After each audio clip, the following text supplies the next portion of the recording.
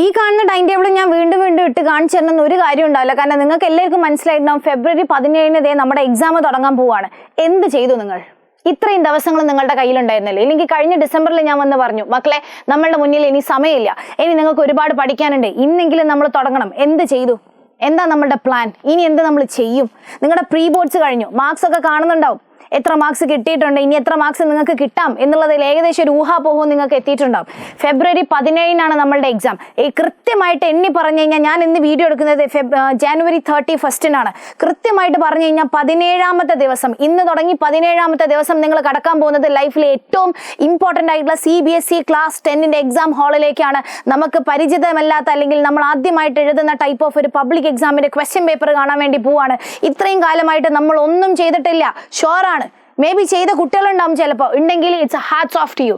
അല്ലാത്ത കുട്ടികളാണ് ഇത് കേൾക്കുന്നതെന്നുണ്ടെങ്കിൽ, നമ്മൾ ഇനിയെങ്കിലും കണ്ണ് തുറന്നിട്ടില്ല എന്നുണ്ടെങ്കിൽ മക്കളെ, എക്സാം ഹോളിൽ നമ്മുടെ കണ്ണടഞ്ഞുകൊണ്ടിരിക്കും. റിസൾട്ട് വരുന്ന ദിവസം നമ്മൾ ആ സ്ക്രീന് നോക്കിയിട്ട് നമ്മുടെ കണ്ണിന്ന് ചൂട് കണ്ണീരല്ലാണ്ട് വേറെ ഒന്നും വരാൻ പോകുന്നില്ല. നമ്മുടെ പാരൻസ് മറ്റുള്ളവരുടെ മുന്നിൽ തല കുനിച്ച് നിൽക്കുന്നത് നമ്മളുടെ ഒരു ദയനീയാവസ്ഥയിൽ നമ്മൾ എന്നെ നോക്കി നിൽക്കേണ്ടി വരും. എനിക്ക് എന്തെങ്കിലും ചെയ്യാമായിരുന്നു എന്നുള്ള റിഗ്രറ്റും കൊണ്ട് കാലാകാലം നമ്മൾ ജീവിക്കേണ്ടി വരും. +1 നിങ്ങൾക്ക് കിട്ടാൻ പോകുന്ന അഡ്മിഷൻ, ഏത് ക്ലാസ് അല്ലെങ്കിൽ ഏത് കോഴ്സ് എടുക്കണം എന്നുള്ള തീരുമാനിക്കുന്ന നിങ്ങളുടെ ഈ CBSE ക്ലാസ് 10 മാർക്സ് നോക്കിയിട്ട് ജീവിതകാലം മുഴുവൻ കരഞ്ഞുകൊണ്ടിരിക്കേണ്ടി വരും. നിങ്ങൾക്ക് കിട്ടേണ്ടിയിരുന്ന കോഴ്സ് കിട്ടാണ്ടാവുമ്പോൾ കിട്ടിയ കോഴ്സ് എടുത്ത് പഠിച്ചിട്ട് ലൈഫിൽ ഏതെങ്കിലും കരിയറിൽ എത്തുന്ന സമയത്ത് നിങ്ങൾ ആ സമയത്ത് റിഗ്രറ്റ് അടിക്കും. ഞാൻ എൻ്റെ 10th നന്നായിട്ട് പഠിച്ചിട്ടുണ്ടായിരുന്നെങ്കിൽ. ഇനിയും തുടങ്ങിയിട്ടില്ല എന്നുണ്ടെങ്കിൽ ഇന്നെങ്കിലും ആ ബോധം നിങ്ങൾക്ക് വെക്കണം. 17ാം തീയതിയാണ് എക്സാം. ഇന്ന് തുടങ്ങി 17ാമത്തെ ദിവസം നിങ്ങളുടെ മുന്നിൽ ഒരുപാട് ചാപ്റ്റേഴ്സ് ഉണ്ട്. ഇതുവരെ കഴിഞ്ഞുപോയ കാര്യം ആലോചിച്ചിട്ട് കരഞ്ഞുകൊണ്ടിരുന്നിട്ട് ഒരു കാര്യമില്ല. അതിനെക്കുറിച്ച് ആലോചിച്ചിട്ട് വിഷമിച്ചിട്ടും ഒരു കാര്യമില്ല. അതിന് നമുക്കൊന്നും ചെയ്യാൻ പറ്റില്ല. The past is past. ഇനി അങ്ങോട്ട് ഈ വരുന്ന 17 ദിവസങ്ങളിൽ നിങ്ങൾക്ക് എന്ത് ചെയ്യാൻ പറ്റും? കൃത്യമായിട്ട് പ്ലാൻ ചെയ്യണം. നിങ്ങൾക്ക് ആദ്യം വരുന്ന എക്സാം എന്ന് പറയുന്നത് മാത്സ് ആണ്, അത് കഴിഞ്ഞ് ഇംഗ്ലീഷ് ആണ്, അത് കഴിഞ്ഞ് സയൻസ് ആണ്, പിന്നെ IT, പിന്നെ Arabic, Hindi, Malayalam, social science. Important subjects മാത്രമാണ് ഞാൻ ഇതിലിട്ടത്. പക്ഷേ ഇത് നിങ്ങൾ പ്ലാൻ ചെയ്യുന്ന സമയത്ത് നിങ്ങൾക്ക് ഇതിൽ ഈസി ആയിട്ടുള്ള സബ്ജക്ട്സ് ഉണ്ടാകും, ഏകദേശം കവർ ചെയ്ത സബ്ജക്ട്സ് ഉണ്ടാകും, ടഫ് ആയിട്ടുള്ള സബ്ജക്ട്സ് ഉണ്ടാകും.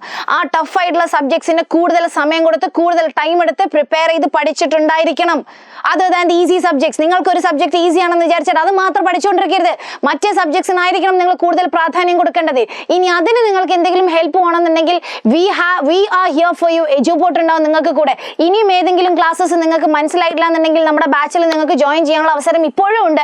താഴെ നമ്മൾ ലിങ്കും കാര്യങ്ങളും അതും കൊടുക്കുന്നുണ്ടാകും.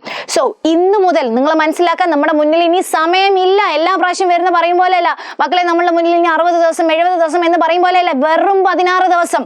17ാമത്തെ ദിവസം നമ്മൾ കടക്കാൻ പോകുന്നത് എക്സാം ഹാളിലേക്കാ. നമ്മുടെ മുന്നിൽ ആ ബ്ലാങ്ക് പേപ്പർ വരുമ്പോൾ മൈൻഡും അതേപോലെ ബ്ലാങ്ക് ആണെന്നുണ്ടെങ്കിൽ ഒന്ന് ആലോചിച്ച് നോക്കിയാൽ നമ്മളുടെ അവസ്ഥ എന്താണ്?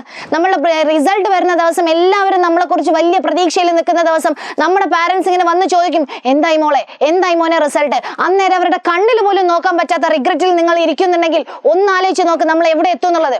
സോ ഇന്ന് മുതൽ കഷ്ടപ്പെട്ട് നിങ്ങൾ അടിപൊളിയായിട്ട് പഠിക്കാൻ റെഡിയാണെന്നുണ്ടെങ്കിൽ റെഡി എന്ന് താഴെ കമന്റ് ചെയ്യുക. ഇന്ന് മുതൽ നിങ്ങളുടെ ഡ്രീമിന് വേണ്ടിയിട്ട് അടിപൊളിയായിട്ട് നിങ്ങൾ 100% ഇത്രയും കാലം കൊടുക്കാത്തതിന്റെ ഇരട്ടിയിലധികം വെച്ചിട്ട് കൊടുത്തിട്ട് നിങ്ങളുടെ മാക്സിമം 110% എഫർട്ട് കൊടുത്തിട്ട് ആ പബ്ലിക് എക്സാമിന് നിങ്ങളുടെ മാർക്ക് ഇങ്ങനെ നിറഞ്ഞു തുളുമ്പുന്നത് കാണാൻ റെഡിയാണെന്നുണ്ടെങ്കിൽ ഇപ്പൊ തുടങ്ങിയിട്ട് എന്ത് ചെയ്തോ, പോയിട്ട് പഠിച്ചു തുടങ്ങിക്കോ.